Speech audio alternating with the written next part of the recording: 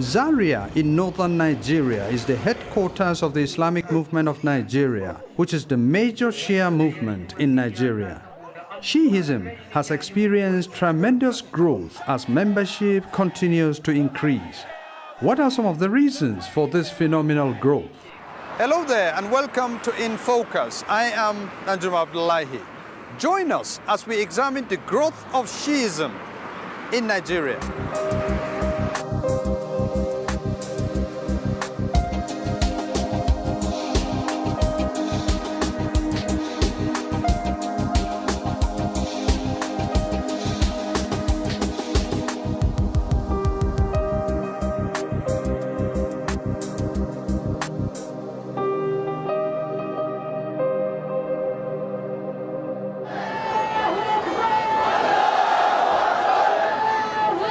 Shiism in Nigeria started in the late 1970s. Before then, it was almost not very known in Nigeria. But gradually, the number of members has continued to grow from a few hundreds of thousands into millions. Dr. Muhammad Mustafa Gwadabe is a historian at the Ahmadu Bello University and has conducted an in-depth study of the Islamic movement of Nigeria. This movement, to my understanding, started right from about 1979. That was after the Iranian Revolution, because Nigerian society witnessed a lot of influence from that movement in Iran. Because I remember that time there were a lot of propaganda pamphlets and a lot of documents explaining the revolution, explaining the justification for establishing an Islamic State, which Iran succeeded at that period of time. So it came at a time also when Nigeria was really, facing serious economic challenges.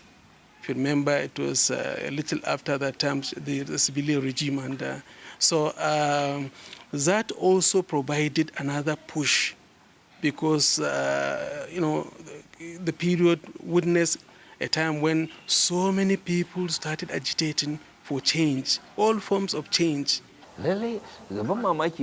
Sheikh Ibrahim Zakzaki is a primary figure and the driving force in the introduction and growth of Shiism in Nigeria.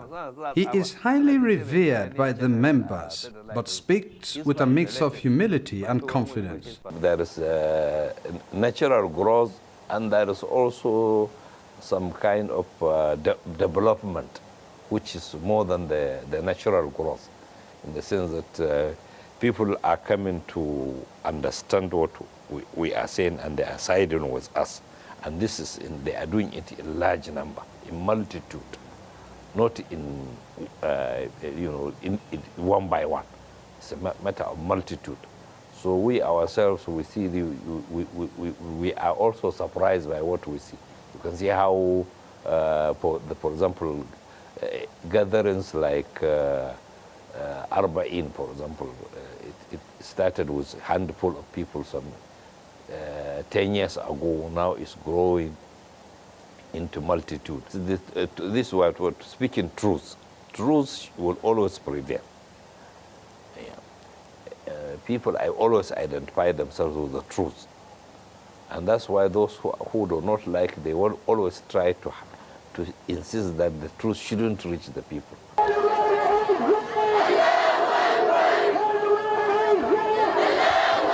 Generally, experts agree that the rise and continuous growth in the population of Shia in Nigeria should be seen from the perspective of disenchantment of many Nigerians with the political and to some extent the religious establishment in Nigeria. They established their own centers in villages and they have a very good system of bringing people together, making contribution, creating jobs for people. This is one of the strongest strategies they employ, besides emphasizing on how satanic the system of administration of the country is. Also, they also come with means of getting people together, of solving some of their basic challenges. I learned that the group, they have a kind of program in which people do contribute on weekly or monthly, and they use that contribution for the betterment of the society. The Islamic movement of Nigeria participates in all global Shia commemorations. The Ashura, which is the mourning and remembrance of the martyrdom of Imam Hussein and members of his household in the Battle of Karbala, is marked with activities by members in many cities in Nigeria. In addition to many other global Shia events, the Islamic movement of Nigeria has never shied away from expressing its position on issues affecting Islam and/or Muslims anywhere in the world. The Islamic movement of Nigeria was the only Islamic group that organized an elaborate rally to condemn the offensive film produced in the United States of America that portrayed the Prophet of Islam, Muhammad, peace be upon him, in bad light. Muslims in Nigeria are an integral part of the Muslims of other parts of the world. So we in this part of the world are not different from the rest. And it also shows that we do things according to wisdom and knowledge. That's here there was nothing like any piece of violence, because we have not carried crowd along with us. We made sure that people who knew what they have come for are the ones who came to this. And that's why we deliberately avoided Friday. A typical week for the Islamic movement of Nigeria has many religious activities.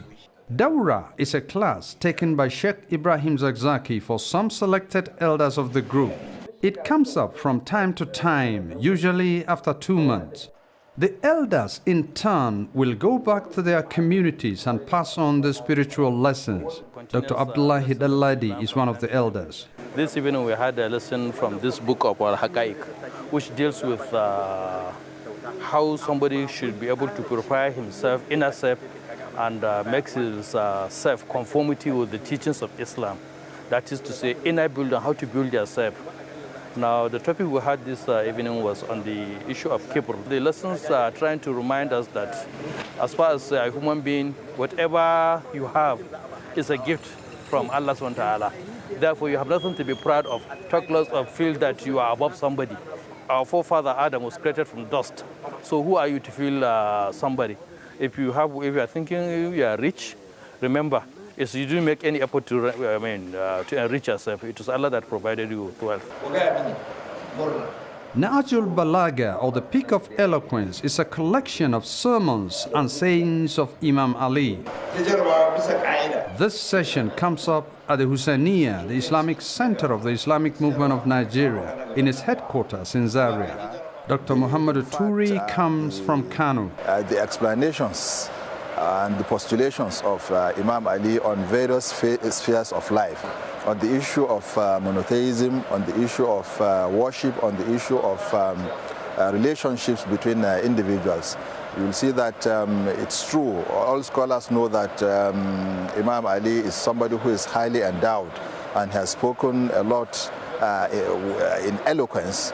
You know, he has eloquently spoken a lot on all aspects of life. So the purpose, the aim of these Monday lessons is to bring out these lessons so that we'll be able to imbibe from his lessons and learn from him, so that we can better our lives and the lives of the society in general. The essence of life, the very reason why we are existing, is to worship Allah subhanahu wa ta'ala.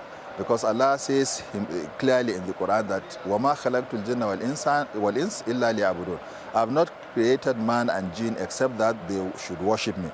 So you see that the basis of success, the beginning of success, the beginning of fulfilling one's role on earth is even to know his creator. The Majlis for Brothers holds on days without recitations. It is a forum for discussing current affairs with significant impact on the Muslim Ummah. Today's session comes after the usual Monday fasting. The aim is just to have the iftar together. And during it, sometimes an informal discussions on it comes out, like you had us discussing what happened to some of our editors, our newspaper. So it cropped up, we were discussing about things like that. Sometimes also some lessons may be learned. It's just informal discussion, not formal. Like, you know, we say, it's not always that you just give listen and listen and listen every day, preach. Sometimes you also feel free to discuss issues. Once a week, every Tuesday, there is usually a majlis for the Sisters of the Islamic Movement of Nigeria. They meet here at the Husseiniya, the venue for most religious activities of the Islamic Movement of Nigeria. The majlis is a discussion session where current affairs issues and indeed other issues affecting the sisters are discussed freely. Sisters usually come from as far as Kano, Kaduna to attend the session. This weekend, Malama Zina Ibrahim Zakzaki is the wife of the leader of the Islamic Movement of Nigeria. This is an Islamic movement. It is based on ideology, you know. So through discussions now, we are able to shape our minds and our ideology. We are able to know what is the direction. For instance, if you were listening to some of what the sisters were saying, you know, they were asking about, in fact, the sister asked about what is happening right now in Egypt, you know, this issue of constitution or no constitution, this or something like this. You know, it gives, sometimes when one listens to news or when an event is happening in the world, we need to exchange ideas, you know, so that we can be able to have. That is why you find that because of this kind of discussions and sometimes even we have other programs like Dawra. You know, we have Dawra for the sisters where we read fiqh books, history, fiqh, and all this sort of thing. We have also for children. The participation of women and their contribution to the advancement of the Islamic movement of Nigeria is very important. They are usually present in all key events of the movement. Right from the beginning, the Prophet ﷺ, he made women and men to be equal. He said they are equal in the face of Allah. The only one who is more exalted is the one who is fearful of Allah. So this is it. There is nothing difference between you know, the outlook, the way Shia Islam look at women or the way Islam look at women. It is all the way the Prophet ﷺ, right from the beginning, this is the kind of training he gave to his followers, that men and women are equal. And there is nothing different, you know. So this is the kind of training that our Sheikh also gave us. Right from the beginning of this movement, he showed us that, in fact, there is no way that society can change except with when men and women work together, because women are half of the society. So there is no way you can change a society without having the other half participating fully. And in fact, he even encourages us to put more effort even than the men, because he always gives us example of the struggle of the Imam Khomeini in Iran. How Imam, if you listen to the speeches of Imam, if you read his speeches, you see the kind of encouragement he gave to women. To the extent that in the Islamic Revolution in Iran, it was the women, the courage, you know, the courage of the women that brought the men out. There is no doubt that year after year, the membership of the Islamic movement of Nigeria continues to grow. More and more people are joining the movement. Al-Mizan is the Hausa language newspaper published by the Islamic movement of Nigeria for the propagation of its religious philosophy and current issues affecting its members and the Muslim Ummah in Nigeria. It started actually as, not as a newspaper as such. It started as some tracts of articles. Even though at the past we attempted to make a magazine, not a news magazine, just articles on Islam called Al-Mizan, but it never seen the light of the day. So tracts started with, you know, carrying some issues. Then later on it was put in the form of a newspaper. And then we made it as a matter of policy that we should remain a newspaper for all our readers, even irrespective of religion. We just report what is newsworthy. Anything newsworthy. You can see that it has columns even on sports, politics, everything. Anything newsworthy. At the same time, we also put across the message, which is essentially the main reason why the newspaper come out to send out our own message to the public, all right, and also to also address the views of the readers. Despite censorship and attempts to silence the paper, it has continued to appear on newsstands. There was a recent crackdown by security operatives resulting in the arrest of 2 Al-Mizan journalists. Sheikh Ibrahim Zakzaki says the authorities must understand that the movement does not belong to an individual. What they think is that nobody should say anything when they do anything. And sometimes a lot of people keep quiet on so many issues, but they find that there are some quarters which do not keep quiet. Even if others would, this quarters has never kept quiet, and they can never kept us silent. Never, never. We will never be silent. There is no way they can think that they can do anything and simply nobody will say anything. And never. And this is they make a grievous mistake because they think that it is some individuals they will hunt. They don't understand that it is a sort of belief which has exponents which run into their generations. If you arrest someone, it doesn't matter you arrest the freedom, it is there. There are other people who will continue doing it. At least they have known that at one time they did everything they could for 2 consecutive years. They have not silenced that newspaper. It has not been off a circulation even 1 week with all this ruthless crackdown during Abacha regime. Of course, there are rules. We do not accept abuses. You cannot write and abuse somebody or intimidate someone and expect to be written. But even if you criticize us, you see we will write it for you, and we have been writing. People write to criticize us, and still we air it as a news. The Islamic movement of Nigeria says the movement believes in living in peace with all its neighbors.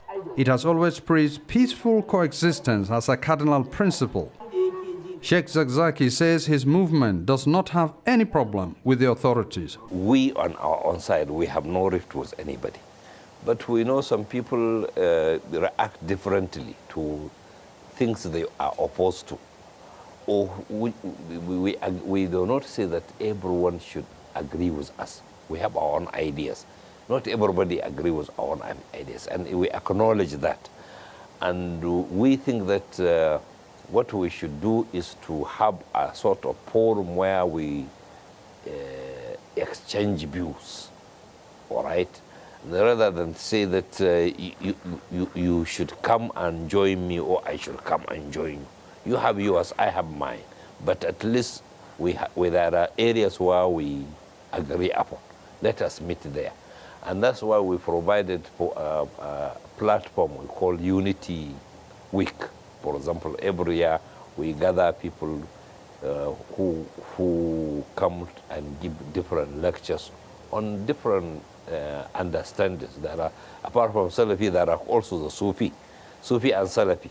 Nigerian society generally is faced by a crisis, economic crisis. And the tendency is always that whenever you have crisis like that, you have a number of reserved army, people ready to be recruited for whatever. You understand? So the strategy by this movement is always to go as far as reaching out to understand the problems of people and to attempt to solve this problem by bringing people together as a community. If you look at it now, when Ibrahim Zakzaki moved to his own house in Gelesu, what he did was to provide protection around that area. They created gates around the whole area. and they have people who are guarding this gate. Whenever there's any problem anywhere around this area, you will never see problem in that place. So in a way, and both Christians and Muslims enjoyed that protection. So it is in a way making people to understand, yes, we are people that are for you. Do you get the point? And that is really help making people to have certain feelings toward the movement. About 34 years after Shiism started in Nigeria, experts posited that it has drawn membership from many segments of human endeavor. The future, according to Sheikh Ibrahim Zakzaki, looks very bright. We have a status quo, and we are not happy with the status quo. We have challenged it. We say it is bad. It needs to be done away with, and something else should replace it. So replace it. Call it anything you like. If you said, for example, everyone knows that there's corruption. Whenever we use the word corruption, people think of it in terms of financial corruption, but there is corruption in everything. Even morally, a lot of people are corrupt. The change of character. A lot of people think of revolution as a change of government. Change of government is not synonymous with revolution. Revolution means change of mind, change of attitude. People have one set of ideas and they behave in one way, and they change those set of ideas and behave in a different way. In other words, you change the mind of the man, not that you take a gun and force him to do one thing. That's no revolution. Revolution is not by force. People voluntarily change. Sheikh Zakzaki says there are certain principles that are for everyone and not for Muslims alone. As you can see, there is the training is always put emphasis on moral. On moral. Even if you are not a Muslim, we do not necessarily say you have to be a Muslim if you are not one. All right, you can profess any religion of your choice, but there is what is called conscience is for everybody. There is what is called moral is for everyone. There is also what is called justice is for everyone. It is not confined to a particular religion, but we choose. One might say, okay, why are you not preaching this thing, not only on platform of religion? Come and preach it on universal platform. Someone we delivered one lecture I think it was Ida Polytechnic some years back, and someone, a Christian, was saying that he said this he agreed with the lecture, but he said, why do we insist that we do it on the platform of Islam? We said the reason why we do it is because we draw our moral teaching from there. So many youths, especially youths, moving towards that same. So they have good strategy of getting to people. And there are people also who believe that they can subdue their own beliefs. They can subdue it and be with you, and be getting you closer and closer and be telling you what they're after. But essentially, their program of contributing money and executing some project, which is their own, I think is doing a lot in getting people into the movement. It's more of trying to get people to know that, yeah, we can build a community, and this is an Islamic community. And so easily people get into it, and then you see it growing.